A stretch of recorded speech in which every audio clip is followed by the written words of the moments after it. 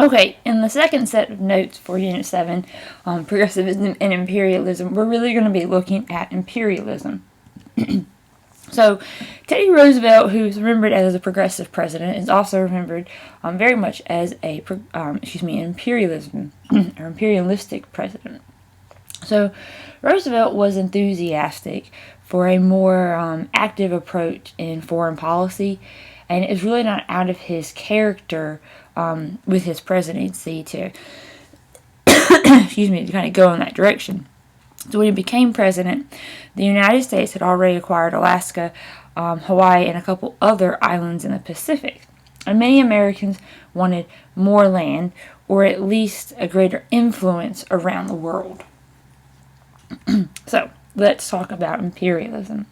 So imperialism is the policy in which stronger nations extend their economic, political, or military control over weaker territories. And so this was already a trend around the world, and our more modern countries at the time had already been doing this when the United States becomes imperialistic. So not surprisingly, some have called the late 1800s the age of U.S. imperialism. The geographical expansion of the United States had continued from the time it declared independence all the way through the Progressive Era.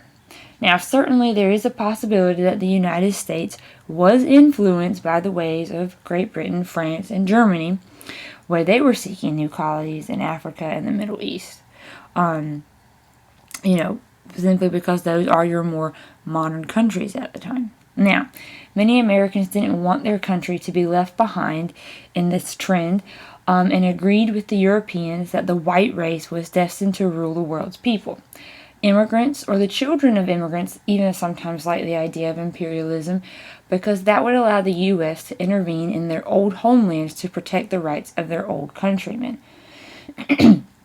Even so, a surprisingly diverse array of Americans actually didn't want their country involved in anything beyond their borders. And so expansion beyond North America was never without controversy, even as the U.S. became involved around the globe. So why did America continue to push for imperialism? There are four major reasons: global competition, desire for military strength, the thirst for new markets, and the belief in a cultural superiority. So let's look at those a little bit more. So with global competition, European nations had been establishing colonies for centuries. Africa had emerged as a prime target, and most Americans gradually warmed up to the idea of expansion overseas. With a belief in manifest destiny, they had already pushed the United States border to the Pacific, so why not push it further? There were three major factors that fueled the American imperialism, and that was the desire for military strength, the thirst for new markets, and the belief for cultural superiority, which are our other three reasons. So, looking at military strength, other nations had global military presence, very similar to what we do today. But America then did not, and American leaders advised that the United States should build up its own military strength.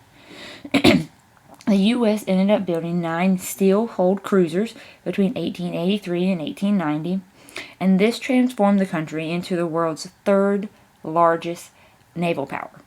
So we're working our way up. As for new markets, the U.S. really needed raw materials for its factories and new markets for its agricultural and manufacturing goods. So the imperialistic view for foreign trade as a solution to America's overproduction and the related problems of unemployment and economic depression, simple, new markets overseas. And then lastly, the belief of cultural superiority. So some Americans combined the philosophy of social Darwinism and racial superiority together, stating that the U.S. had the responsibility to spread Christianity and civilization to the world's inferior peoples, and those would of course be countries that the United States could then take over using the imperialistic policy. So let's look at a couple examples of the United States imperialism in this time period. So we're first going to start with Seward's Folly in 1867. The U.S. assumed ownership of the huge Russian territory known as Russian America, or Alaska. The value of Alaska to the Russian company or government was never really great. They had tensions within the native residents, and that ran pretty deep. And the Russians exploited the native Alaskans, while Western diseases took a heavy toll on the native population. Americans had settled in the Washington Territory and were learning about the rich fishing, whaling, and fur trapping that was possible in Alaska. So Secretary of State Seward envisioned its value and coordinated negotiations to purchase all of Alaska from Russia. The negotiators agreed on a price of $7.2 million, which would be about 2 cents an acre. And then that would allow the United States to acquire land rich in timber, minerals, and oil. And so on October 18, 1867, the Russian flag was hauled down in Sitka, and the American flag was raised in its place. So some people thought it was silly to buy what they called Seward's icebox or Seward's folly because they didn't see the resources that Alaska had. And even Congress kind of balked at coming up with that much money and using $7.2 million to buy Alaska. But after purchasing Alaska, the U.S. government was actually really slow to do anything with it. But soon after the gold was discovered in the late 1880s, the population of Alaska expanded, and President Taft signed legislation in 1912 giving Alaska full territorial status, allowing the first elected legislature to meet in June the following year, and no more was Alaska Seward's icebox or Seward's folly. We also get Hawaii during this time. And so in 1867, the U.S. took the Midway Island, which is very close to the middle of the Pacific Ocean, where no one had lived, and no one was living, and then the U.S. annexed Hawaii. So in 1875, the U.S. agreed to import Hawaiian sugar duty-free. The U.S. military and economic leaders already understood the value of the Hawaiian Islands, which was strategically located halfway between California and Japan.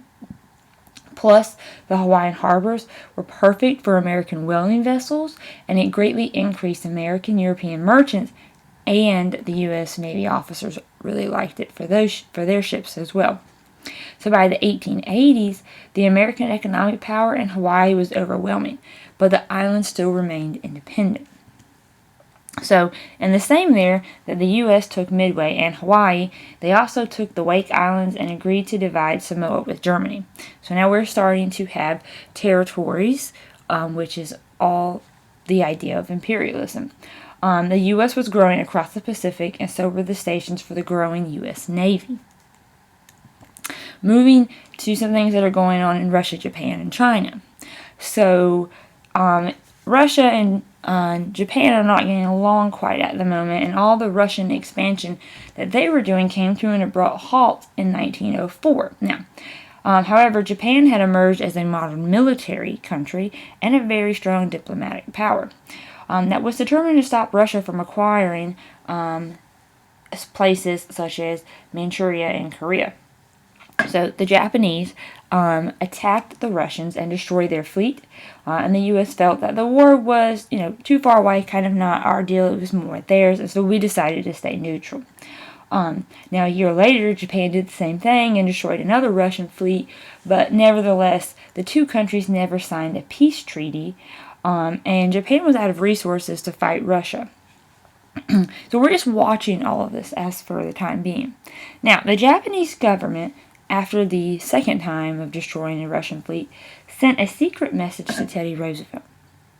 And they asked him if he would, directly and entirely of his own motion, invite the two belligerent countries pretty much to come together. So Teddy Roosevelt thought this was an amazing idea, because it would allow him to play mediator, and so he proposed arbitration to the Russian Tsar. Okay, now Russia agreed, and the announcement of peace, the peace conference being won by Roosevelt, was spread worldwide, and he got a whole bunch of recognition. Now, we're not quite done with Japan, because Japan too really appreciated what Roosevelt had done in mediating the issue with Russia because they had no more resources to fight with them. But they weren't really pleased by the San Francisco segregation of Japanese students. So California was pretty much the main port of entry for immigrants from Japan and China. It was also the place where there was a lot of anti-Asian feeling, and it pretty much ran the strongest there than any other part of the country. So in October of 1906, the San Francisco School Board adopted a policy of racial segregation for Chinese, Korean, and Japanese children. The Chinese government really didn't like this either, and they protested, but they were actually too weak to do anything more besides protest and say, hey, we don't like it. But Japan, however, was angered so much by the insult that the idea of war even arose by them. And they were kind of confused as to why that might happen because they had just asked Roosevelt, can you help us out here? So Roosevelt did try to convince the California government to, remove the segregation order while encouraging the government of Japan to ignore the insult, but that did not work.